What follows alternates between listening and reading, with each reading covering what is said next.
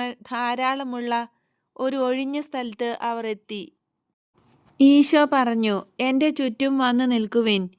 എൻ്റെ സാന്നിധ്യത്തിലും അസാന്നിധ്യത്തിലും കഴിഞ്ഞ ഏതാനും മാസങ്ങളായി നിങ്ങൾ എങ്ങനെയുള്ളവരാണ് എന്ന് ഞാൻ പഠിച്ചുകൊണ്ടിരിക്കുന്നു. നിങ്ങളെ ത്രാസിൽ എന്ന പോലെ ഞാൻ തൂക്കി നോക്കി. നിങ്ങളെയും ലോകത്തെയും മാനുഷികമായ അനുഭവത്തിലൂടെ അടുത്തറിഞ്ഞു. നിങ്ങളെ ഇനി ലോകത്തിലേക്ക് അയക്കാനാണ് ഞാൻ തീരുമാനിച്ചിരിക്കുന്നത്.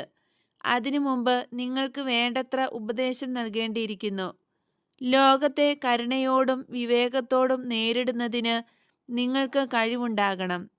മനസ്സമാധാനം, സ്ഥിരോത്സാഹം, നന്മ തിന്മ സംബന്ധിച്ച് ബോധം, ശാസ്ത്രീയ വിജ്ഞാനം ഇവയെല്ലാം നിങ്ങളുടെ ദൗത്യം നിർവഹിക്കുന്നതിന് ആവശ്യമാണ്.